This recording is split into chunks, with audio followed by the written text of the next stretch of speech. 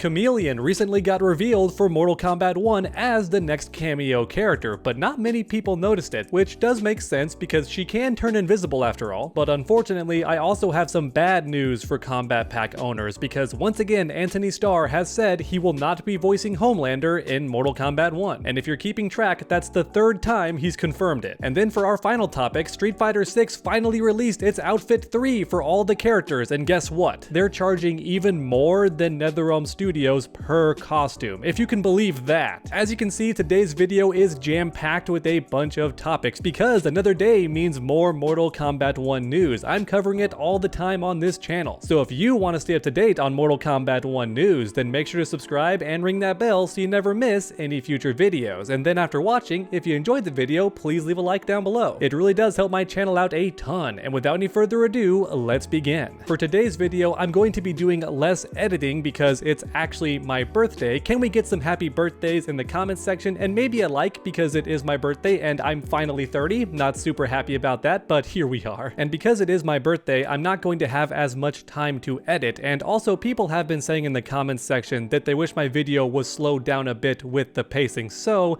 as a result, I'm going to take breaths in between sentences and not cut out that dead air, and we'll see how things turn out. But alright, back to the news. As mentioned earlier, Khameleon was accidentally leaked in Quan Chi's teaser trailer, but only for a frame, and I'm not kidding, she is gone immediately. If you look closely, you can see her behind Quan Chi as the cameo character, which could imply, very likely, that she's going to be the next cameo character. So we're going to get Quan Chi in December, and then very soon after, we're going to get Khameleon, hopefully also in September, because Omni-Man was in November, and then Tremor was like 10 days later, so hopefully the same thing happens with Quan Chi and Khameleon. However, if you look closely, then you'll notice the Khameleon is wearing green instead of yellow, which is what she wears in story mode because she's a member of the Umgadi, which does make sense in the setting of the story mode. However, a lot of fans did voice their concerns. They wanted Khameleon to either be green or constantly change colors like she did in Mortal Kombat Armageddon. That's important because keep in mind, Armageddon is the first time that she was fully playable. And then on top of that, her outfit is pretty much identical in Mortal Kombat 1, with the only difference being her legs are more covered up, which is kind of funny because Khameleon doesn't even show skin in Armageddon, so no matter how revealing you make her outfit, you're not actually showing anything. I mean, for Pete's sake, even if she did remove every article of clothing, you'd just be left with a floating pair of eyeballs because she's completely invisible. But I digress. The point is, Khameleon is green or she changes colors constantly. We don't know for sure because once again, she only appeared for like 2 frames in the Quan Chi teaser. The main point is, because we do see Khameleon in this teaser, it's very likely she's going to be the next DLC cameo, which makes sense because she's already in story mode. We can see her character model. So in other words, NetherRealm is already mostly done with this character. And in fact, about a week ago, some data miners were arguing if Khameleon was going to be the next cameo character, because all signs pointed towards Movado, because we assumed that the DLC Combat Pack list ordered the character's release date. But now that's out the window, and we can't trust it anymore because Khameleon was at the very end and she's already going to be a DLC character in like a couple weeks or so, which is already interesting. But the main reason I bring this up is because the data miner noticed that her attacks were already in the data files. That's right, you can already go into Mortal Kombat 1's files and look at Khameleon's attacks, and apparently she's using Melina and Katana's attacks, which does make sense because in Armageddon she did steal moves from the female fighters. She was kind of like Mokujin from Tekken, but in Mortal Kombat, and only with the female characters. However, all that said, keep in mind that Khameleon does use her assist attacks in story mode, but they're just copied over from existing characters in Mortal Kombat 1, and I personally don't think NetherRealm's gonna be that lazy with this character. Very similar to Ermac and Quan Chi in story mode, I think the DLC version of Khameleon is going to be completely different. So even if she does steal attacks from Katana and Melina, hopefully they're classic attacks, right? Like for example, maybe she has the classic fan lift that Katana did in previous games. Maybe she has Melina's classic teleport. That could also be really interesting. I also hope that she does something with invisibility. Either she turns you invisible, or she turns herself invisible, or she makes like your attack invisible, something like that. I want something to do with the invisibility because that's always been a trademark of Khameleon. I don't care if Shujinko already does it when he's fighting Smoke. I don't care.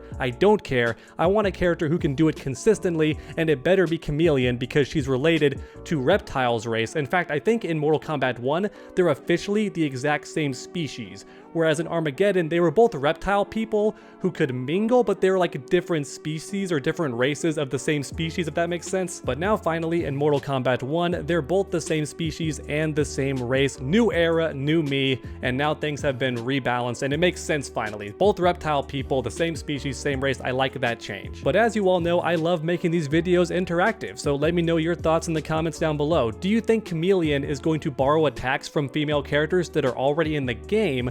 Or do you think instead NetherRealm is finally going to give her completely new moves? That's what I'm kind of hoping happens personally. Or at least, as mentioned earlier, I hope the attacks she borrows are not identical to what the characters already use in the game. If you want to steal moves from Melina and Katana and even Tanya, then make sure at the very least that those attacks aren't already in the game.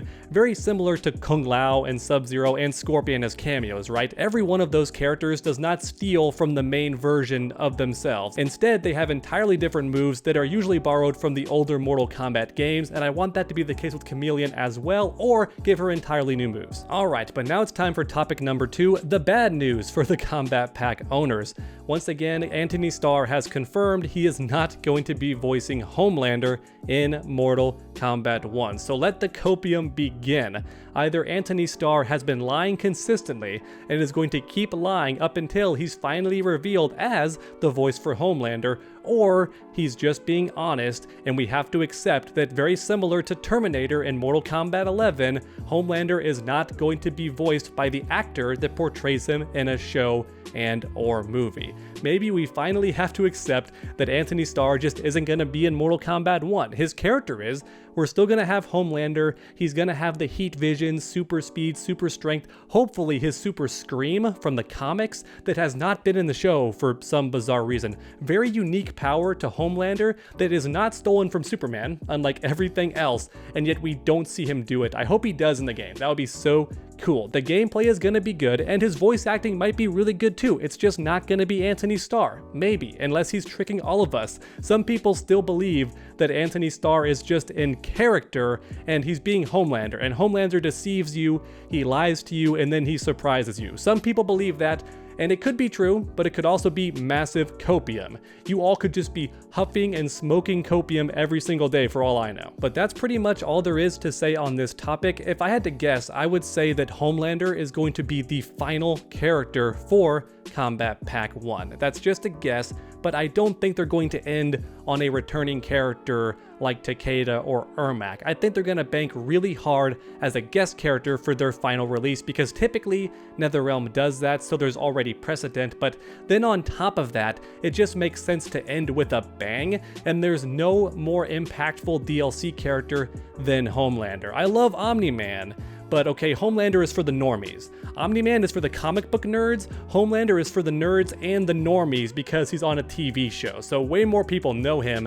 If you're gonna end with a bang, you gotta end with him. Finally, it's time for the last topic. Street Fighter 6 recently dropped a third costume for every single character in the game. And obviously Capcom wants to wet their beak a little bit. That's the point of DLC, right? To make more money for the company. And as a result, they're going to charge for this costume 3. But here's the crazy twist. If you do the math on it, these Street Fighter 6 costumes are $12 each. Yeah, technically it's $6, but you can't buy just $6 worth of in-game currency. You have to buy either 2 of them for $6 or like 1 for $12. And as a result, these costumes are technically more expensive than the Mortal Kombat 1 costumes if you account for the fact that you have to buy the in-game currency in bulk. Mortal Kombat 1 had a similar problem. The Li Mei DLC skin was 600 Dragon Crystals, but you can't buy 600 Dragon Crystals. You have to buy 1,200 for $10, and as a result, you could argue that it's actually $10 for Li Mei's skin if you only buy that one skin. And the exact same thing is happening with Street Fighter 6, only when you buy in bulk, it costs $12. And on top of that, there is no way to buy all of these costumes together.